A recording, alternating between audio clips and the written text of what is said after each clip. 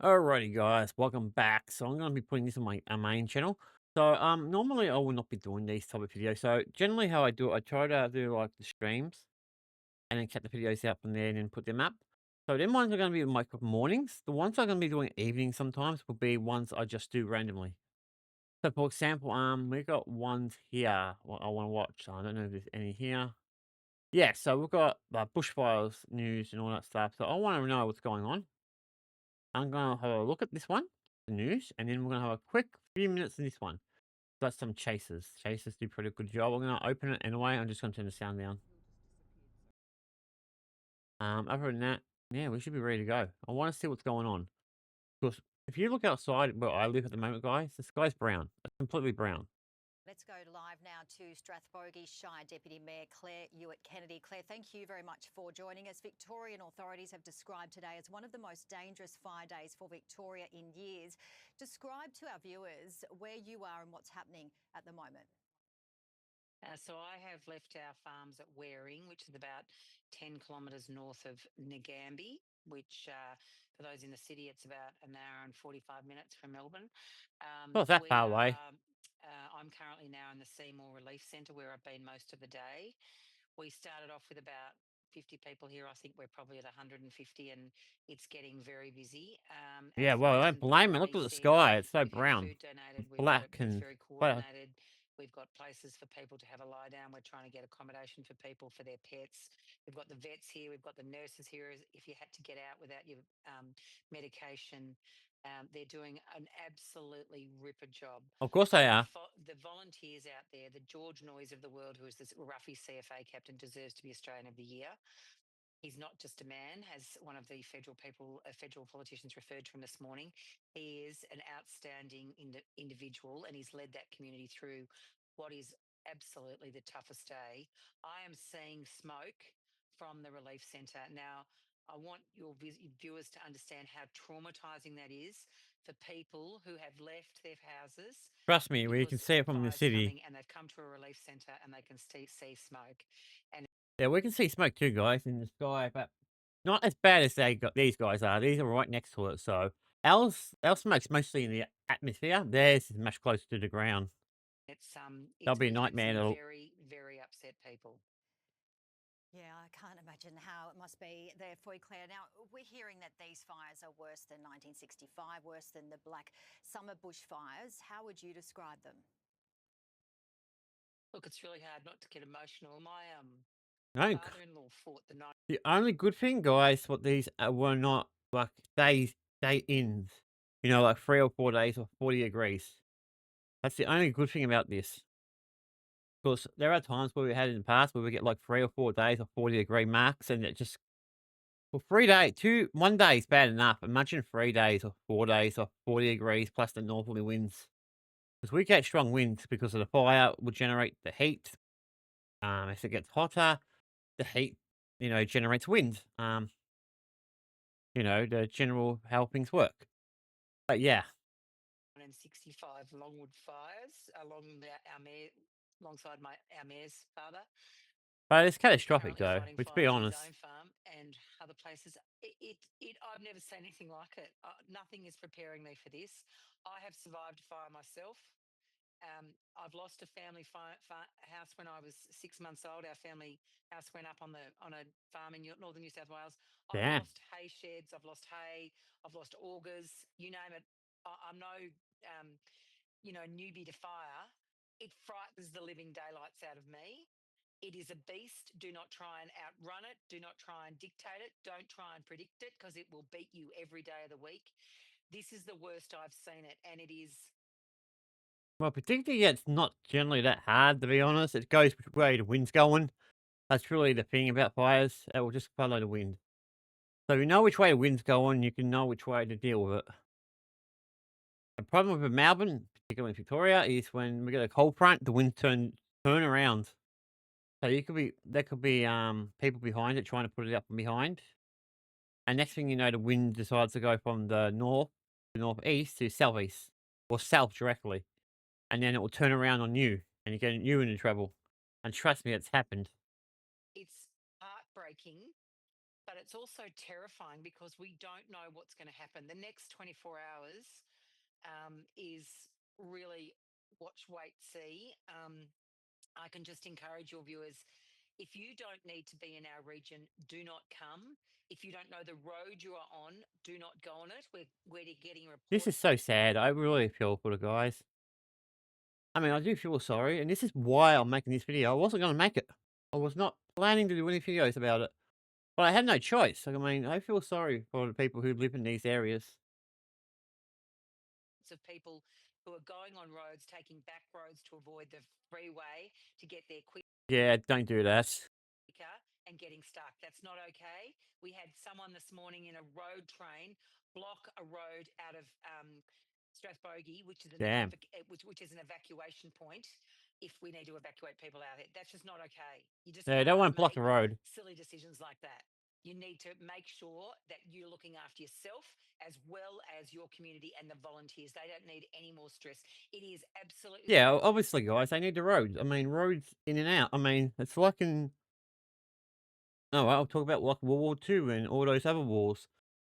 Every time you need to like get people somewhere, you need the area to be open. You need like the train lines, or in this case, the roads to be open. You don't want any people getting in the way of that. Of course, you want to get from the city, like say Melbourne in this case, to that area really fast. You don't want anyone in the right way. Or this city, Seymour, I think it is, or wherever they are at. Yeah, Seymour. I know this area too, by the way, guys. I've been here several times. I haven't been there for years because I haven't had a car. God damn it. But yeah, I do know the area pretty well. I know a lot of Melbourne, not all of it. I haven't been like going around it like I used to. 'Cause I'm not catching public transport everywhere.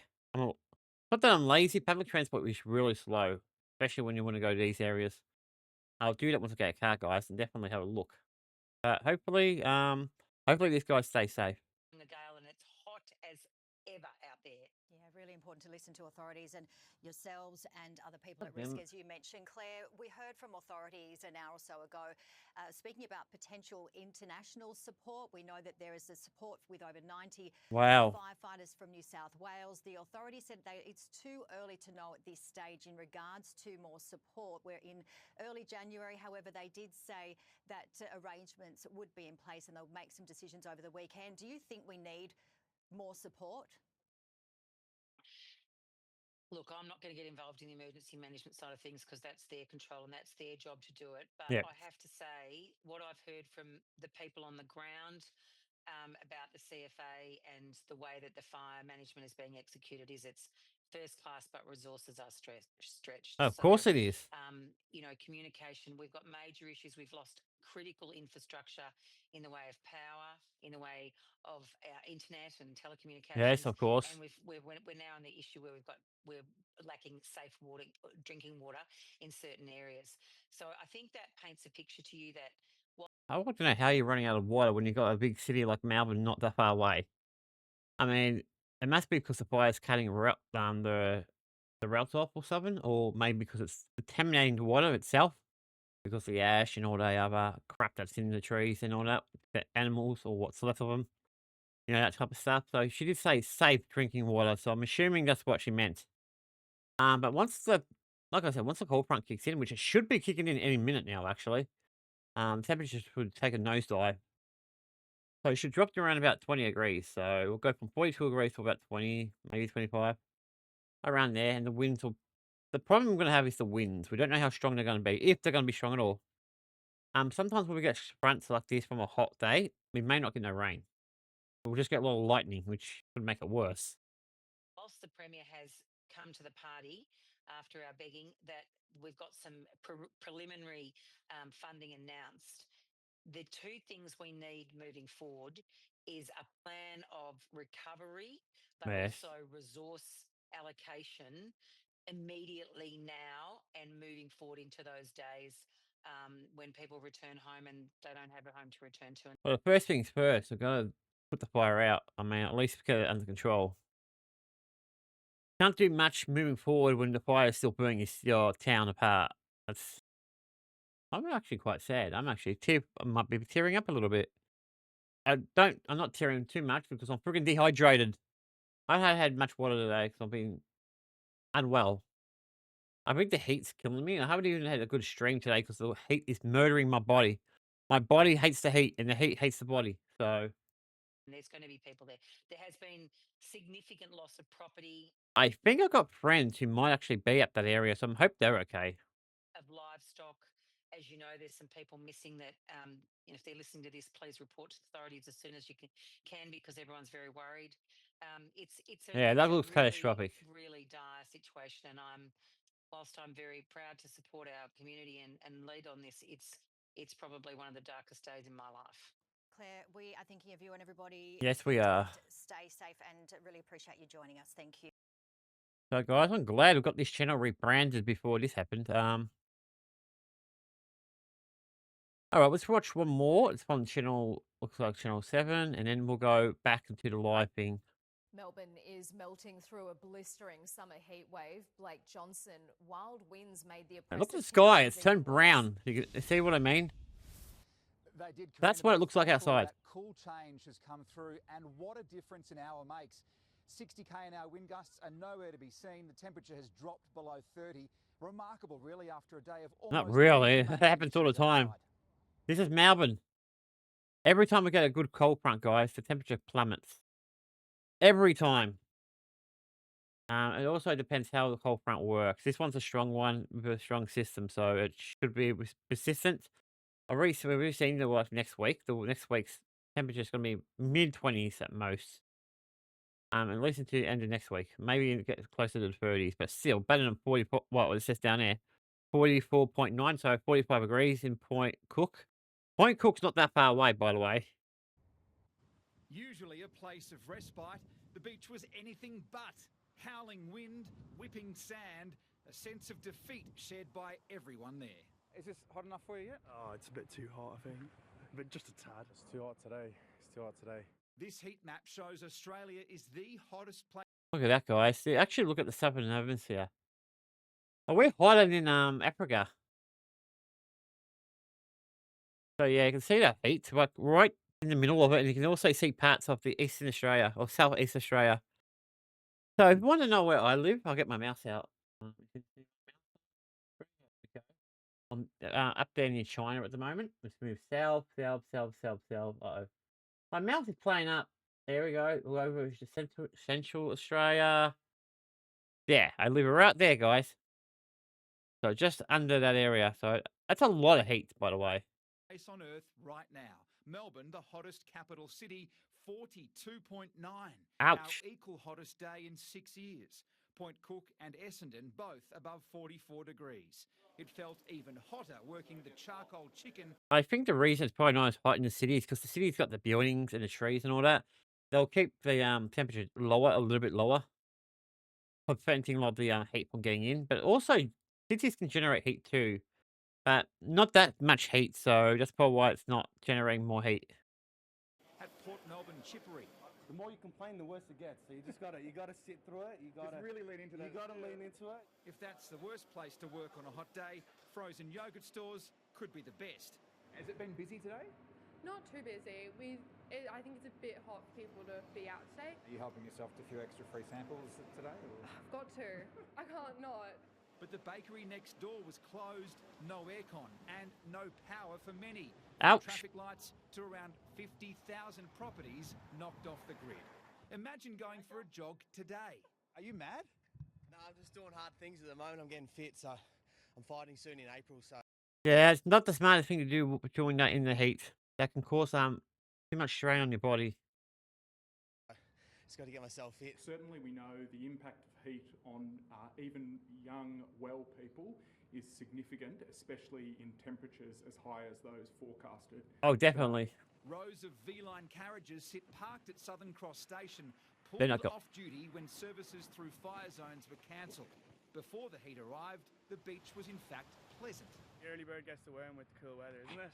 At the moment, it's beautiful and cool down here, but I'm just waiting for the northerly to come.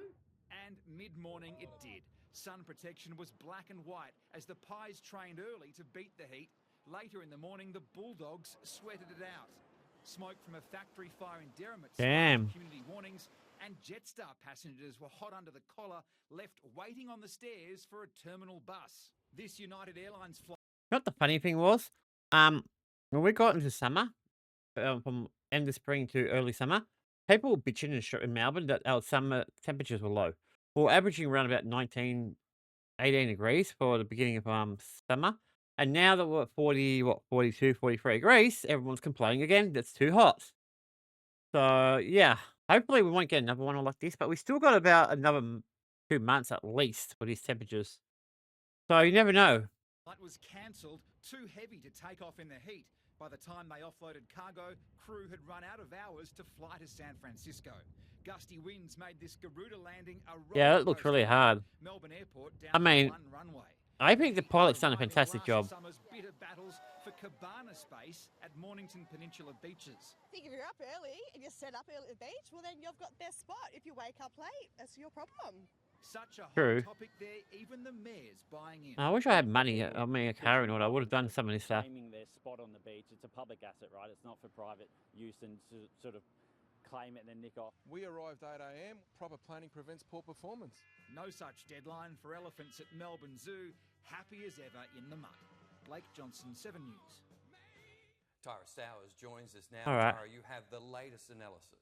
Yes, Mike, good evening to you. It has cooled down a lot after today's scorcher, but it is still quite balmy out there, down from our brutal peak of 42.9 today. The hottest part of the state was in the Mallee. Look how fast it went. I went from 18 degrees to 18.4, and then went right up in minute, like, what, few hours?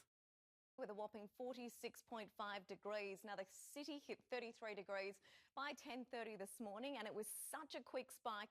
It jumped by more than 10 degrees within the hour. Now, the Oh, cool God. hit not too long ago.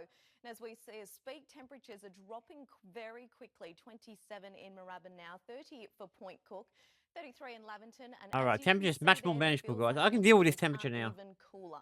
I'll have more details. 30 on what's degrees I can coming deal up with. the week. 35 degrees I can deal with. Probably 38, 39 I can deal with to an degree. But once we get to 40s, my body's like, nope, I'm taking a day off. I'm going out. Let's look at the last thing I want to watch. I want to see how it's going. All right, this looks like the fire is still burning, but it doesn't look as bad as it was. I don't want you there. You're gonna get in the way. But it does look bad. I'm not gonna lie. It's still burning. So that's what's going on out in Seymour and all that area. Hopefully by tomorrow the fire will be down. I just want to see how it's going at the moment. I've got to call this dude out. I'm not calling him out. Sorry. I got to shout this guy out. I know he's got much more than I do. But yeah, this guy's doing a fantastic job. Storm Tracer Daniel Sean. Sure? Either way, yeah, he's doing a good job. But yeah. This is what happens when you get fires, guys. Melbourne's a real... Yeah. Alright, guys. I think we'll finish it here. I think you get the idea. You can see Victoria it kind of burns at the moment. Sad to see, but Yeah, so I'm going to take that as my my thumbnail. On that note, guys, cheers.